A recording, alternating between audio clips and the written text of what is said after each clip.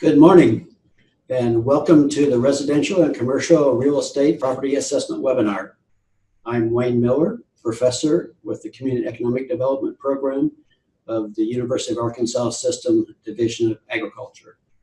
And right beside me is Billy Smothermon, who is Division Administrator for Field Operations for the Arkansas Assessment Coordination Department. This is the fifth in the series of property assessment webinars, and it's part of our local government program. We're doing this in collaboration with the Arkansas Assessment Coordination Department and the Tax Division of the Arkansas Public Service Commission. As we've discussed in the past, the property tax, which is based on property assessments, is a local tax supporting local services. Most all of us pay the property tax either directly or indirectly, and we all benefit from the services funded in part by the property tax, whether it's our K through 12 schools, our county and city roads and bridges, our local fire and police departments, and many other services like our recreation program and facilities, agricultural services, healthcare services, and many more.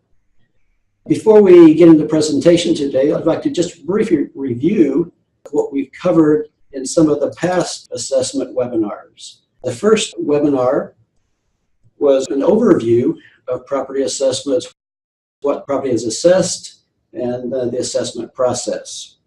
In the next webinar, we had a presentation on agricultural and forestry land assessments. Now we can see from this beginning of the pie chart that agriculture was assessed about $3.1 billion, this is in 2015, or about 7% of total assessments. Now, this may be a little bit different than was presented by Rob McGee in his presentation because this includes land and buildings. I think he talked about primarily land assessments. Our next webinar was on personal property assessments, and these can be divided into business, auto, and a small amount of other personal property assessments. And combined, this is about 22% of the assessments in 2015. This was followed by a presentation on utilities and carriers. And utilities and carriers contribute about 8% of the assessments in Arkansas. Minerals, which we haven't covered, is about 2% of total assessments in the state of Arkansas. And today we're going to cover residential and commercial real estate property assessments, and you can see what's left here. Combined is about 61% of your property assessments in Arkansas. So I'd like to welcome Billy Smothermon today for the presentation. He has been designated by the Arkansas Assessment Coordination Department as a Level 4 Senior Appraiser and Appraisal Manager. He is an accredited member of the International Association of Assessing Officers. And Billy has spent 10 years in the field as a county appraiser, working first for a reappraisal contractor, and then spending 8 years with the White County Assessor's Office in Searcy. In January 2015, he came to the Assessment Coordination Department to lead the Field Operations Division and a team of 18 field staff who conduct performance audits of the operation of the 75 assessors' offices statewide. While working for White County, he serves as a member of the Arkansas Agriculture and GIS Best Practice Group and continues to work with the assessment best practice groups to improve property assessments in the state. In addition to overseeing the functions of the audit, he also develops or makes adjustments to certain appraisal and valuation guidelines, assists assessors and appraisal contractors with compliance questions, and consults in the development and reappraisal plans for some counties. We're fortunate to have Billy with us today, and we look forward to your presentation. Thank you, Wayne. Good morning. I appreciate everyone tuning in to this webinar and look forward to informing and spreading information about how real estate assessments are conducted in the state of Arkansas. So I like to approach this as a series of questions and answers that get us to an end result of knowing more about the system. So the first question we might ask ourselves is, why does the county assessor appraise real estate? Property appraisal is one of the statutory duties of the county assessor. Arkansas Code Annotated 2626-1902 states that each county in the state of Arkansas is required to appraise all the real estate normally assessed by the county assessor at its full market value. Elsewhere in the statute, it defines what is normally assessed, that being real estate, both residential and commercial, personal property, and other types of property.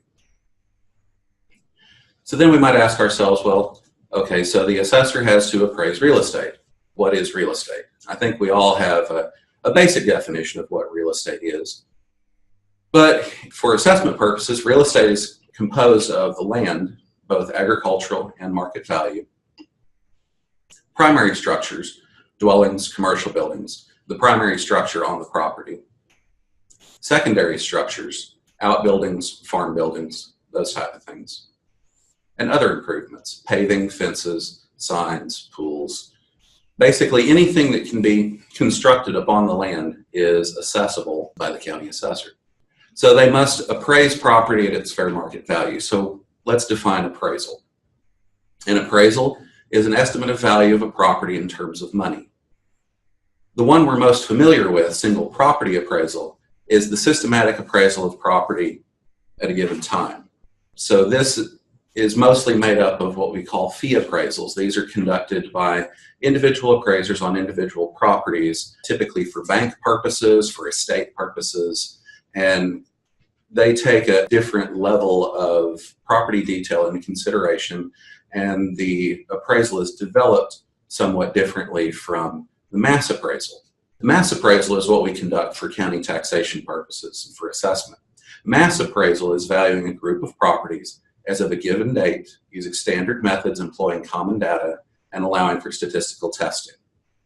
So a definition of market value is the most probable price in terms of money as of a specific date, which property should bring in a competitive and open market under all conditions requisite to a fair sale, the buyer and seller being typically motivated, each acting knowledgeably and assuming the price is not affected by undue stimulus. So the assessor is charged with appraising property at market value. Of course, the assessor doesn't do this themselves. They employ professional appraisers to perform the appraisals for them.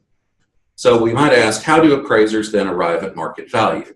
There's three approaches to arrive at market value. The first, the sales comparison approach, is defined as deriving an estimate of value based upon sales that have occurred in the market, comparing properties of the same marketed unit of the similar attributes, similar use, and similarly situated. The second approach, the cost approach, is deriving the estimate of value based upon the current constituent cost less depreciation of an identical replacement or acceptable substitute with like utility. The third approach, the income approach, is deriving an estimate of value based upon the income less allowable expenses of similar properties with similar use. Obviously, the income approach is only useful on income-producing properties, and as such is used primarily for commercial, industrial properties where income is available to be used to derive the value. So then mass appraisal of real estate is compiling all the available relevant data in an organized and accurate manner necessary to produce a reliable estimate of market value. Obviously, we're having to appraise properties that have not sold using properties that have sold. So we're attempting to estimate the market value of things based upon the market value of other items. The data is assembled based upon characteristics of similarity and dissimilarity. So then what types of data are we talking about? The types of data compiled depend upon what is available, and it will determine the appraisal approach used. Cost data. So we might look at construction type, quality ratings, measures, and how the property is going to be used. Oftentimes, how the property is being used, and primarily with commercial property, determines what elements have gone into the property. For instance, a medical office compared to a regular office. A medical office or a dental office, you're going to have more electrical and plumbing and things like that that have to go into it to serve the needs of a medical or dental office as compared to your regular, just standard office. So we look at those things to help us determine the cost of the property. Sales data, Of course, sales prices, locations, property types, and land. So the land, we would look at both vacant and occupied improved land to determine a land value after it's sold. The property types, obviously, we don't want to compare properties that are dissimilar. So you're not going to use a sale of an office to help establish the market value of a warehouse. Locations, as we know from real estate, location is the most important thing to, especially residential and commercial real estate. Commercial, both for its location and being accessible to customers. Also, homes based upon school district or the most desirable neighborhood. And we would also look at the sales prices to compare those among similar properties. Income data, we would look at income, expenses, and use and property types. Again, we don't want to compare the income from an apartment to an office because they are dissimilar properties. And we would also look at the allowable expenses that can be deducted from the income to allow for that. So let's find out how land is assessed. First off, agricultural land is assessed based upon use value. We discussed this in AACD webinar 2. Rob McGee covered how agricultural land is valued. Market value land is assessed based upon a market-derived value. These are typically split into residential land, commercial land, and industrial land. Residential land typically sells and therefore is assessed based upon lot or acreage, depending upon what's applicable. Commercial land typically sells either by square foot, front foot, lot, or acreage. And industrial land often sells by lot or acreage, depending on where it's located. So then some land characteristics. We've talked about lot. Lot, the size varies, but it's usually valued based upon a base lot typical to the market, with other sizes adjusted from base. So for instance, if you have a subdivision that's typically made up of quarter-acre lots, but you have one lot that's a third of an acre, obviously the value would be a little bit more. So that would be adjusted from the typical base lot value observed in the sales comparison approach. Acreage, land that sells per acre, will typically be assessed per acre, used for residential, commercial, or industrial buildings. Acreage is typically used for residential property in rural areas, and lot is more common in the city. Square foot is a typical unit used for commercial development. Land is often sold by square foot and is also typically assessed by square foot. And also front foot. Front foot is a common unit used in older downtowns or high traffic areas where frontage is important to value. Obviously, front foot wouldn't be applicable in a industrial park or often even an office park where the only folks visiting the office are the employees. This is something that is more important to retail businesses or things that rely upon traffic. Some building characteristics we would look at. Obviously, square footage is the most common measure of area for a building. When you go to purchase a home, oftentimes you're going to look at the square footage. Oftentimes the price is expressed as a price per square foot. Wall height is applicable in commercial industrial applications and can be a determinant of the limitations of a property. Obviously, an office building typically has 10-foot walls. A warehouse with 10-foot walls wouldn't be very useful. So if you had a warehouse that was under height, it might have some obsolescence because of its limitations. Occupancy is also used in commercial industrial applications, as we've talked about. Buildings are often built to suit and for particular use.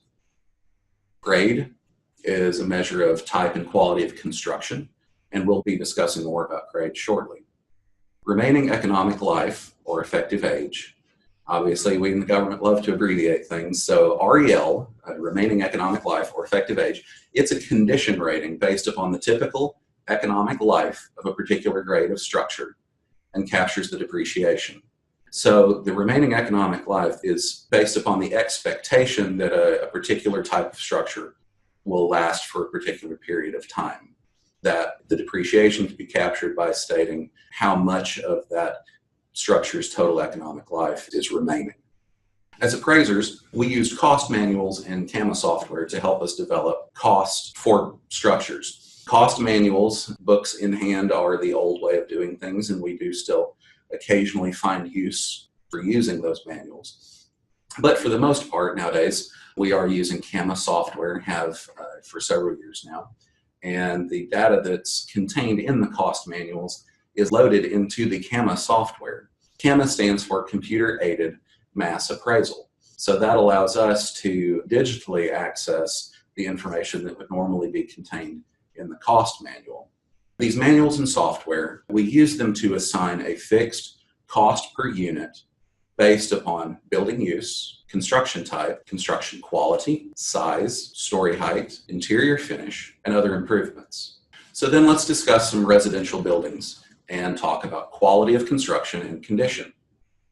In the state of Arkansas, we have a wide range of qualities of construction of residential buildings, from the highest of residential homes to the lowest of basic shelter. So then we discuss building grade. As we've discussed, grade has to do with the quality of construction of the building. In the state of Arkansas, we have 7 residential grades, D1 through D7. D1 being the highest quality architecturally designed, as the first picture I showed you a moment ago. Here's an aerial view of the same dwelling.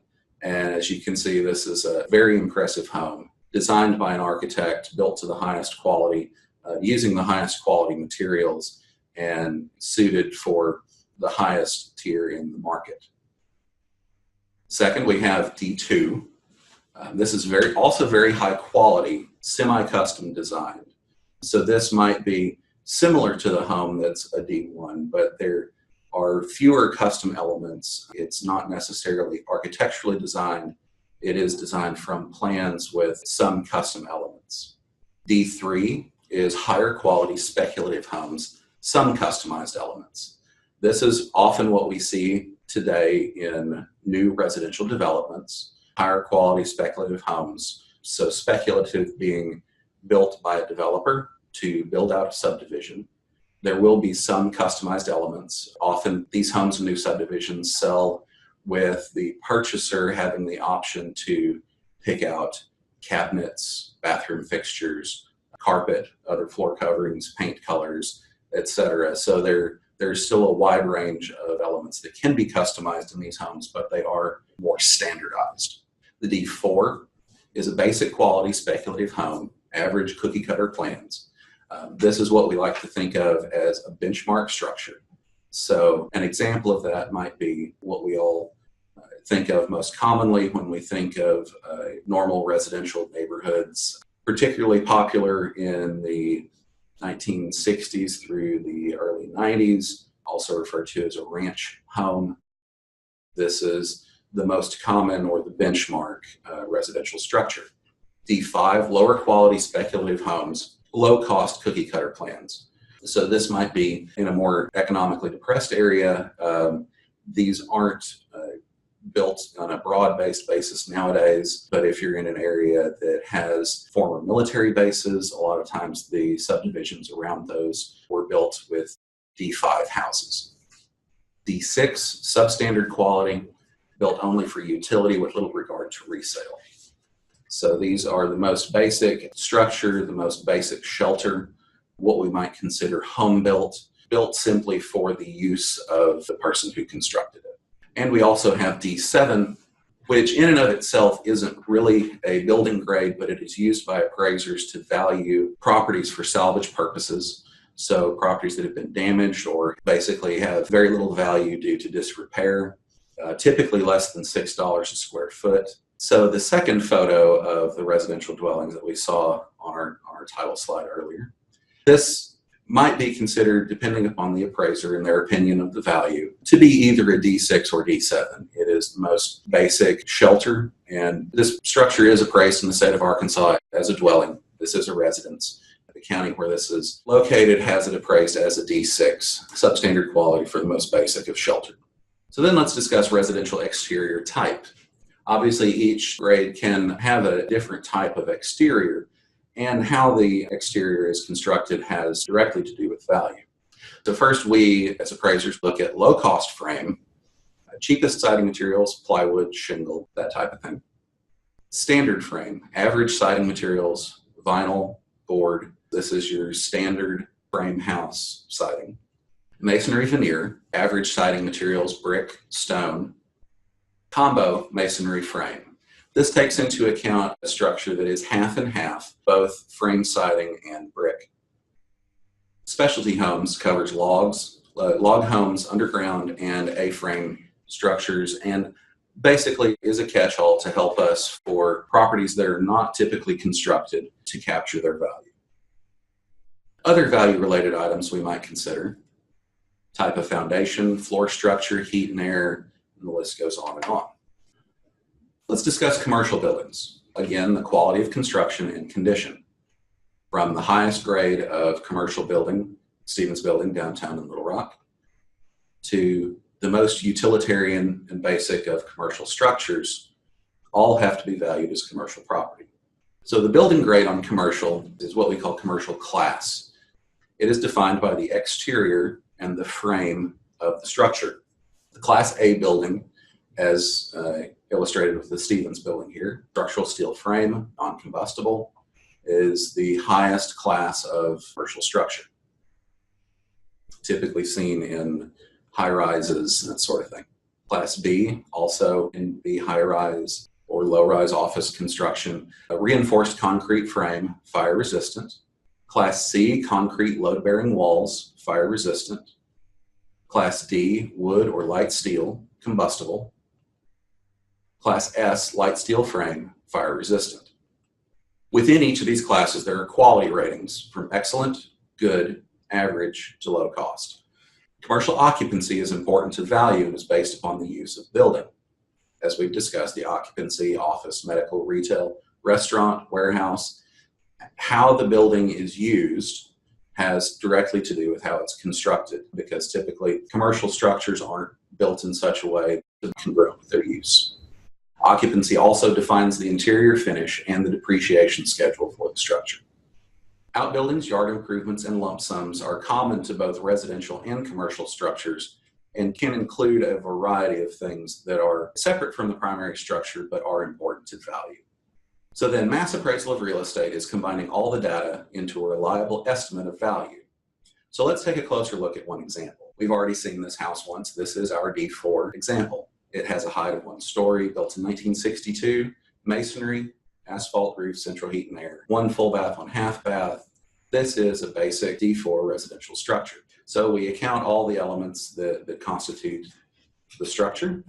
When the appraiser takes the measurements, they measure and separate living area, heated and cooled area, from other elements that constitute the exterior of the structure. From our CAMA software, we enter the measurements and determine that the total cost is $100,000.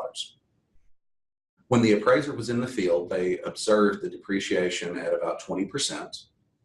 So we now know that our cost less depreciation is $80,000. In the market area, in the neighborhood that this house exists, we have also conducted sales analysis. So we know that our cost of the subject property is $80,000.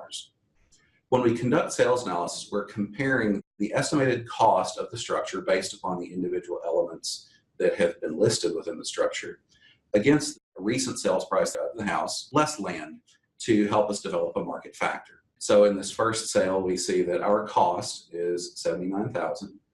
We have had a recent sale, less land, of $94,000, gives us a factor of 1.19. As we go down the list, we calculate the market factors for all 5 of the sales that have occurred in this neighborhood and have determined that our average market factor for this neighborhood should be 1.2. So then let's discuss the formula of an appraisal. An appraisal is building replacement cost from the cost approach minus depreciation estimated from direct observation by the appraiser times the market factor derived from sales analysis. That equals the full improvement value plus land value taken from the sales comparison approach equals full market value. This is the basic model for an appraisal. So given our sample appraisal, we can see the calculated cost of the building is $100,000 less the depreciation gives us a replacement cost new of $80,000. At our market factor that we have derived gives us a full improvement value of $96,000. Plus the land taken from the sales comparison approach gives us a total appraised value of $106,000 for our D4 home. So then discussing the formula of an assessment. We have our appraised value. We multiply that in the state of Arkansas times 20%. That is called our assessment level. We assess all property, whether agricultural, residential, real estate, commercial, personal, at 20% of its appraised value. This equals the assessed value. Multiply that by the local millage rate equals the property tax. And if the property is homesteaded, less up to a $350 homestead tax credit. So then let's look back at our example. So a sample assessment would be our total appraised value at the assessment level of 20%, gives us a full assessed value of $21,200 at our state average millage. So this is for example, and obviously your millage is going to differ where you live, gives us a total tax of $975. This property is homesteaded, and the total value of the property tax is greater than the homestead credit. So they do qualify for their whole $350 tax credit, gives us a total tax due of $625. So then we have a few questions. First of all, some common questions we receive. How do I assess my property? So a property owner should report any new buildings or changes to existing buildings to the county assessor. During the course of the reappraisal, in a 3 to 5 year cycle, any previously undiscovered property will be listed. The assessor makes changes of ownership in real property according to properly recorded deeds. The assessor assesses real property annually to the owner of record. We also receive the question, when do I pay my taxes? So property taxes that are currently due are payable to the county collector by October 15th of each year. In the state of Arkansas, we pay 1 year in arrears. So the taxes that are due this October 15th are the taxes that were assessed for 2017. Partial payments are generally accepted up to the deadline. Your county collector can provide you with further details. The biggest question, I think, is how do I appeal my assessment? If at any time you disagree with your assessment or think there's inaccuracies in your record, first check with your county assessor. If there's errors in property details, those can often be corrected without further appeal. Oftentimes folks have disagreements about the value of their property and don't realize that the problem with the value is actually that there's errors in the property details, those things that are measurable in the property. And oftentimes those can be corrected. If it does come down to a simple, just a basic difference of opinion of value, and for more substantial assessment appeals, an appeal can be scheduled with the County Board of Equalization up to the third Monday in August. Wayne, do we have any additional questions? Yes, we have several questions, Billy. First question for you, Billy, is what is a homestead and what does it cover? So I have some visuals to help us understand what a homestead is and what it covers. So the homestead is a property tax credit of up to $350. You may apply at your county assessor's office for homestead and the disabled or 65 plus freeze. In the state of Arkansas, if you're disabled or over the age of 65, you may be entitled to a freeze of the value of your homesteaded property. The homestead applies to the home you own and in which you reside, and the land and other buildings associated with your home and maintained as your home site. So let's take a look at an example of a small farmstead. So here we have a small family farm. At the bottom center of the image, you'll see there's a dwelling with the gray roof, and there's a light gray roof next to it that's a mobile home that the owner of the property rents for extra income. So then the buildings in the back are all farm buildings. Those are barns and sheds and other things that are associated with the farm, but not associated with the owner's homestead. So as far as the land, we would have a 2-acre house lot, homesteaded. The outbuildings and yard improvement are mostly farm buildings. They're non-homesteadable. So those buildings wouldn't be included on the homestead, but the dwelling and its 2-acre house lot would. Next door, the mobile home is non-homesteadable because it is not the owner's primary place of residence. And additionally, the associated acre house lot is also non-homesteadable. And of course, the agricultural land surrounding it, varying uses and soil codes, the agricultural land is non-homesteadable. Thank you. Second question is, how often is a county-wide reappraisal conducted for real property? So the county-wide reappraisal is conducted every 3 or 5 years. per statute in the state of Arkansas. Currently, since 2013, there have been no 3-year counties. There are benchmarks established in statute as to how a county either arrives on the 3-year cycle or comes off of it. Currently, all counties in the state of Arkansas are on a 5-year cycle. And on your screen, you'll see an example of counties by year of completion. So you can look for your home county on this spreadsheet and on this chart, and you can find the year in which they complete reappraisal. And here's an interesting question. Do assessors use aerial photography in determining the condition of or changes in residential and commercial property in the real estate valuation process? Okay, so in the state of Arkansas, we do utilize aerial photography. Primarily, its use in valuation is that of valuing agricultural land. Some counties do use it and do have software to help them locate changes that have occurred in property, new buildings, buildings torn down, that sort of thing. For actual data gathering, in most counties in the state of Arkansas, it's still the case that the reappraisal contractors or the appraisers who work for the county directly, either they visit the property, if it's necessary, conduct measurements, take photographs, speak with the property owner, and list the elements of the property directly in the field. Another question for you. How does Arkansas's method of valuing residential and commercial real estate property compare with methods used in other states? Great. So Arkansas uses appraisal methods that are standard pretty much worldwide at this point. Earlier, Wayne, you mentioned that I'm a member of the International Association of Assessing Officers. They are the organization that helps us establish standards of assessment and typical practices that we can then tweak to make useful for the state of Arkansas and pass on to our assessors. The methods that we use in appraising real estate are common to most states. Of course, each state differs. There are different assessment levels. There are states that conduct annual reappraisals where we conduct cyclical reappraisals.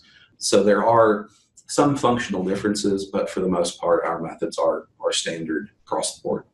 One final question. How is the market factor determined on a residential or commercial property if there have been no homes or commercial buildings sold in the location in the past few years?